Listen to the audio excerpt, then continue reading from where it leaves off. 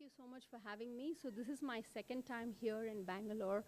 Last year, the Matrix Forum, I did a virtual keynote with Jay Chowdhury, who is the founder of Zscaler and one of the pioneers in the security space, in cybersecurity.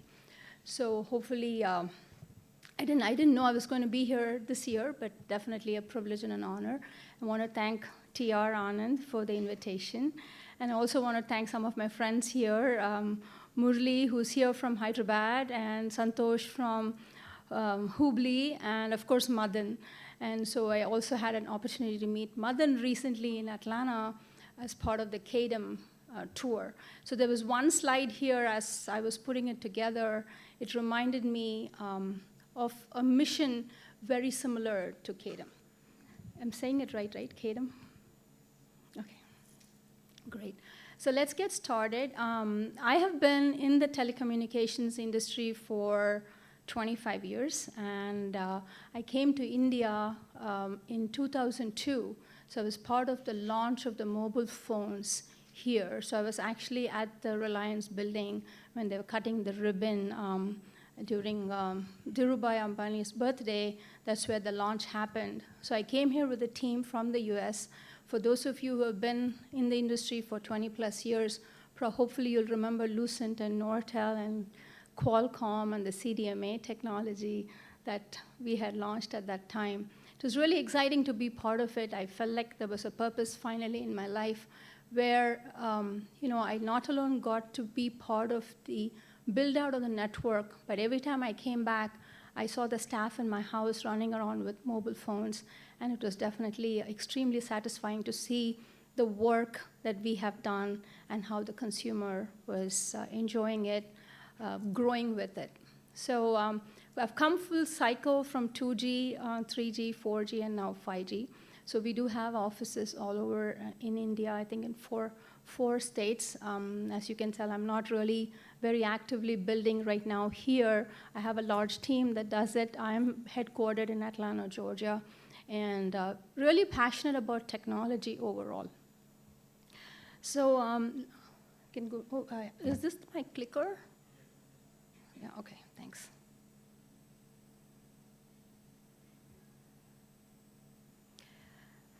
So before I get started, I know there's a lot of information on the internet, and there are some things I didn't want to speak about because, first of all, I have only 10 or 12 minutes.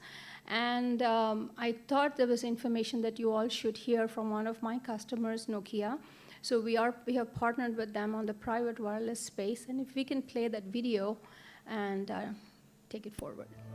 5G is here, ready to meet the demands of connected consumers and companies. But this 5G is anything but ordinary. This 5G is driving video surveillance and analytics from being alert to eagle-eyed. This 5G is elevating fixed wireless access experiences from fun to phenomenal. It's enhancing the quality of content to make the virtual very real for the ultimate immersive experience. And it's raising the game in stadiums, making sports smarter for fans with real-time overlays, adding an extra dimension to extra time. Yes, this 5G knows where it's going. Literally. It's improving how vehicles communicate with their environments, making every trip an entertaining and traffic-free one. It's transmitting life-critical data faster to help medical teams diagnose and administer treatment more efficiently. This 5G is mobilizing industry, connecting factories and machines to achieve unprecedented levels of automation and productivity, not just on premises, but also programmable through the cloud. It's all part of an end-to-end portfolio that's helping mobile operators monetize the opportunities that 5G brings. Welcome to delivering the extraordinary. So hope you saw that video, and that is the content I'm not going to be speaking about. So, so let us talk about 5G. I would say we are kind of midpoint in 5G right now. About 50% build out has happened over the globally, and for the first time, there is a technology that has been built for enterprises and for businesses, for small businesses. So 2G, 3G, and 4G was built for the consumer. 5G is specifically built for the enterprises. So why is it so important for small businesses and enterprises to sign up for 5G? So let us talk about a simple use case. You have a deli shop or a coffee shop. Why do they need 5G? Because of mobile orders. So this was not something that was prevalent many years ago, but I would say these are things that came during the 4G and 5G developments. And usually it's always a transition technology from 3G to 4G, 4G to 5G. So let us look at some of those things that are happening now between 4G and 5G. So one of the things people have been talking about in 5G is connected cars. And I had gone to one of the seminars, and I heard Padma Shri Warrior, which probably many of you know, superwoman achiever, worked for Cisco, Motorola, and everywhere.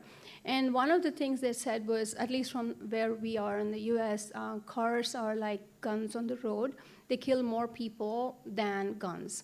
So if we can find a technology that can course correct the vehicle itself and make it more intelligent, imagine the number of lives we can save. And this was not really possible with 4G because of the latency issues. So I know I'm not going to talk about latency because you all have probably heard about it, know about it.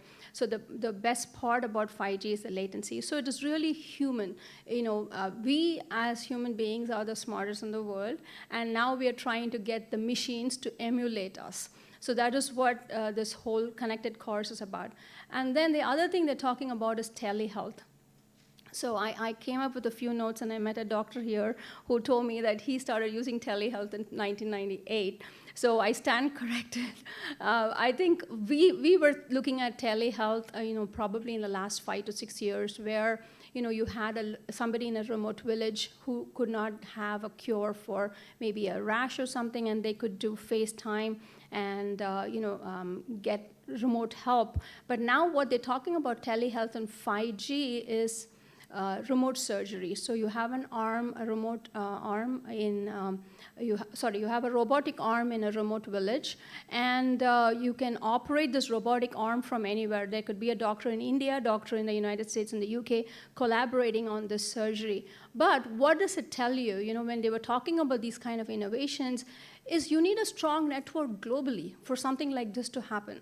So it's not going to happen only if the US has a great network or India has a great network. It has to come across.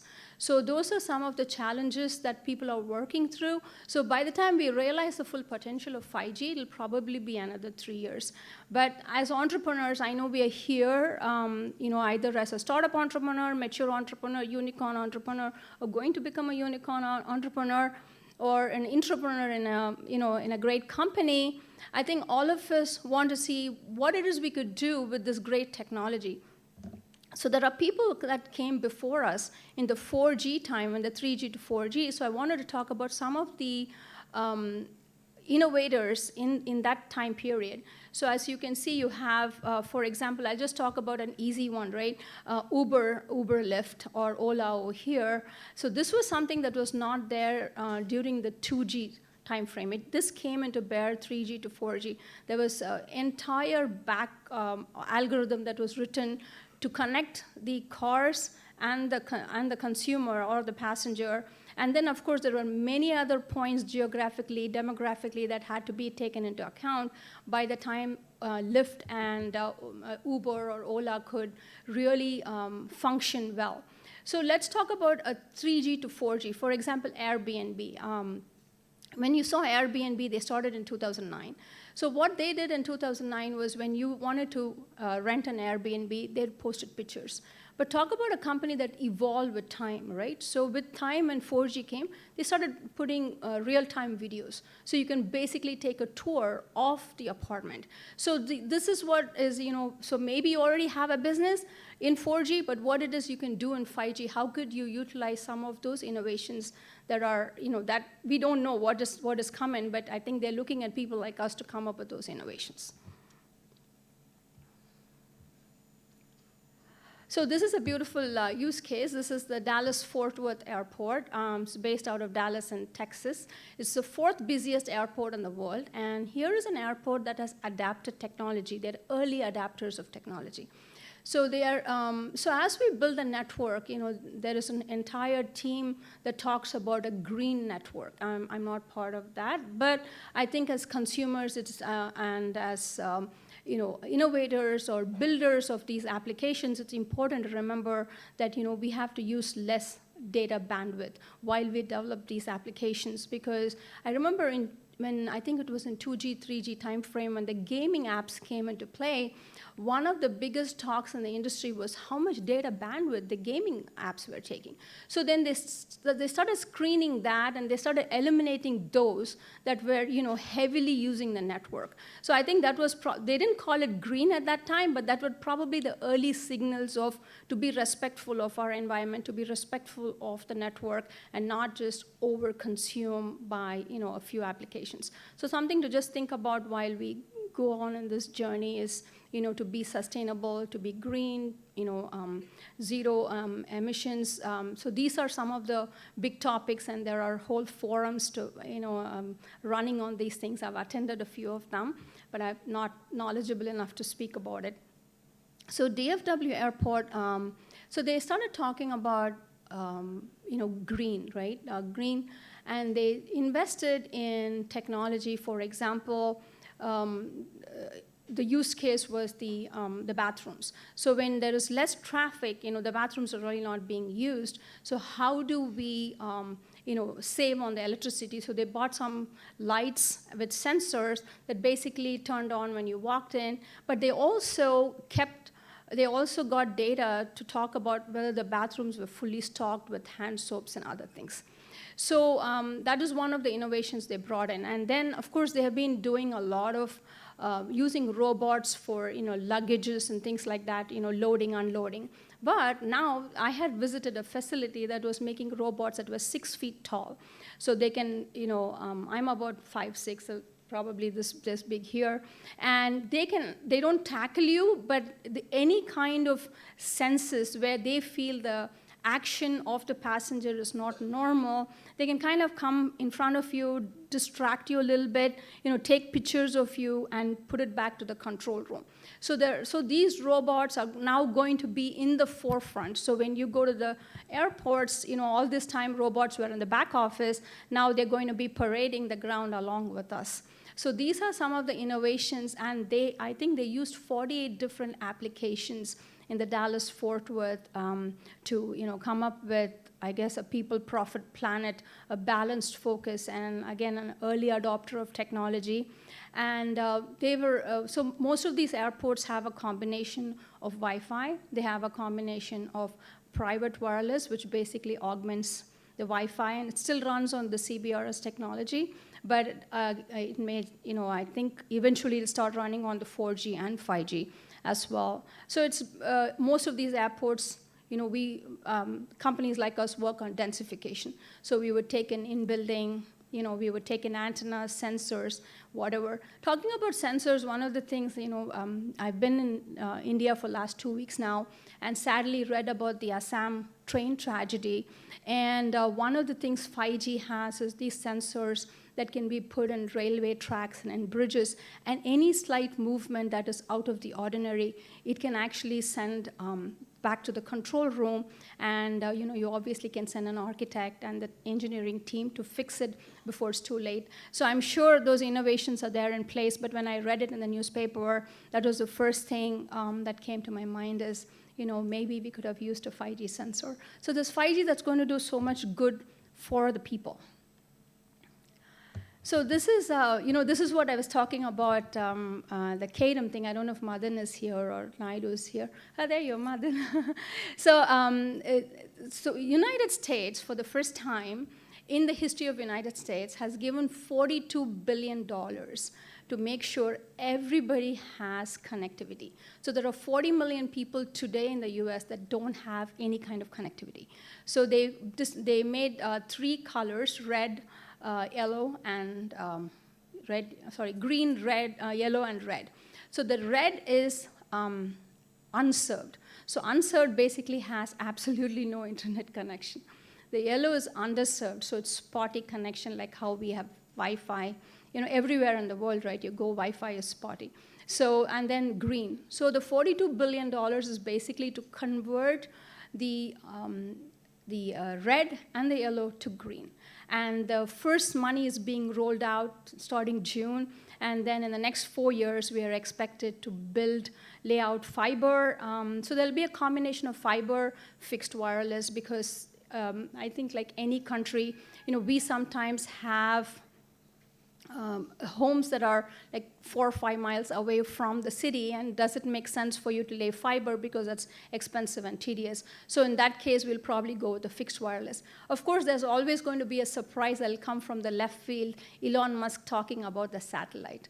So I think in the next Matrix forum, you can maybe talk about 6G, which I have actually attended one of the lab sessions, and satellite connection to the home.